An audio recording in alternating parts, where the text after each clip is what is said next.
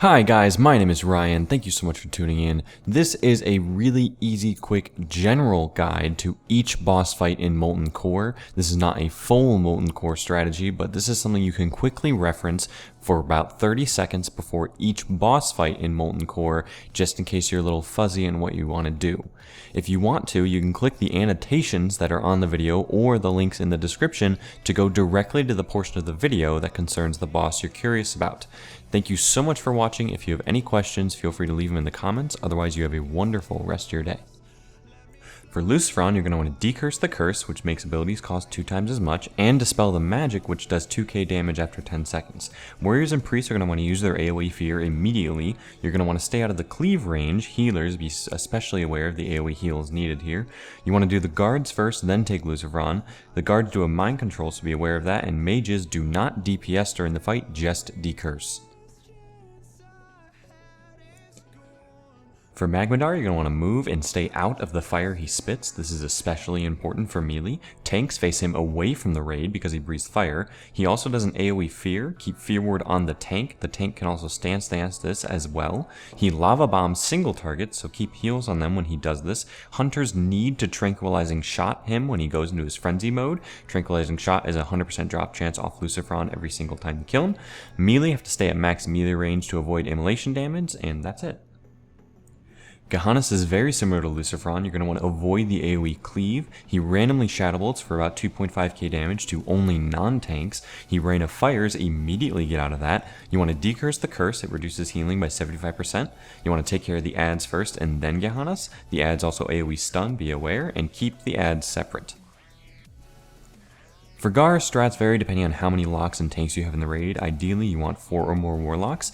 For with the 8 adds, warlocks keep 4 of them banished, and the tanks work on the 4 other adds. You want to decide a kill order beforehand. We typically use Skull, X, Moon, Star, and then 1 banished target at a time as they come unbanished. Melee DPS need to get away from the mobs at around 30% and move on to the next add. As the 4th add dies, the melee should go on to Gar. Don't worry about the buffs here. Gar will mass dispel them anyway. Adds reduce movement speed, so melee get away from the adds faster or slower depending on what the situation is. Keep adds relatively close to Gar or else they will enrage and will one-shot people. Gar hits harder as each add goes down. For Baron, you're going to want to tank him in the middle of the hallway between Gar and Baron's original spots. Melee get out of the AoE ASAP, it will kill you in 2 seconds. If you are the bomb, move away from the raid and out of line of sight. The bombs are assigned by Baron every 5 and 10 seconds. Ignite mana needs to be dispelled ASAP. Melee stack in one area and range stack in another area for an easier time dealing with the living bomb. For Shaz, you want to set up 3 spots, one for groups 1, 3, 5, 7, another for groups 2, 4, 6, 8, and one for the tank to tank Shaz. Melee do not go in until about 10% or so, only used ranged abilities at max range. When he teleports to one group, everyone in that group runs to where he just teleported from. Group he did not teleport to stays where they are. This is a very easy fight as long as the positioning is right and people move when they're supposed to. For Sulfion Harbringer, the tank keeps him at his spot and the 4 guards are tanked a little away from him to the left. 1 guard at a time, a tank brings the guard up past the big spike on the ground, causing a line of sight to the other mobs. Kick the heals each time a guard casts them as you're taking them down behind the spike. Dispelling debuffs, which are magic, is an absolute priority. They really hurt. They're Immolate and Shadow Word Pain. Dispel the buff that Sulfion puts on himself as well. It's Inspire, it doubles attack speed.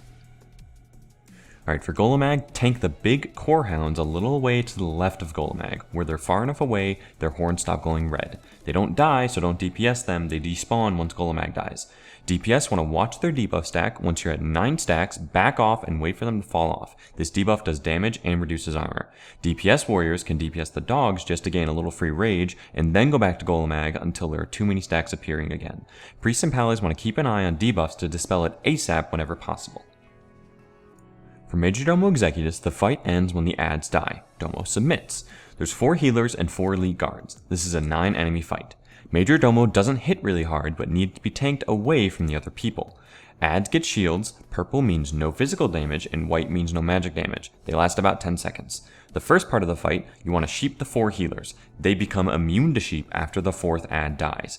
Healers can be stunned and counterspelled.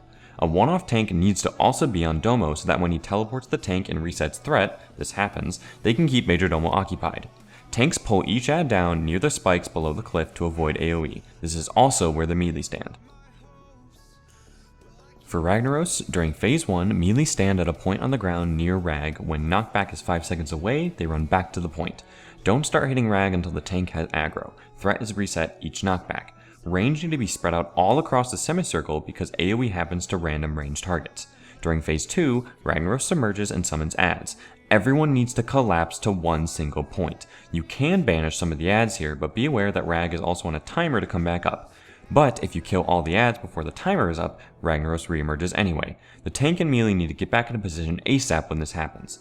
During phase 3, it's the same as phase 1, but you do not want to make it to a phase 4, which is another set of ads you will wipe. You're going to want fire protection potions, elixirs, battle reses, etc. ready because this is a hard fight.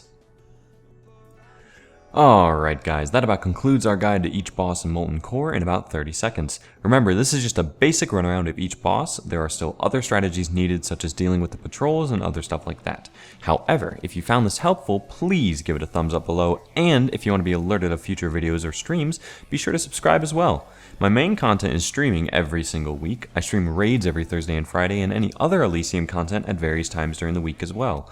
The times are listed below, and I really hope to catch you in the next stream. Thanks again for watching, and I will see ya in the next one.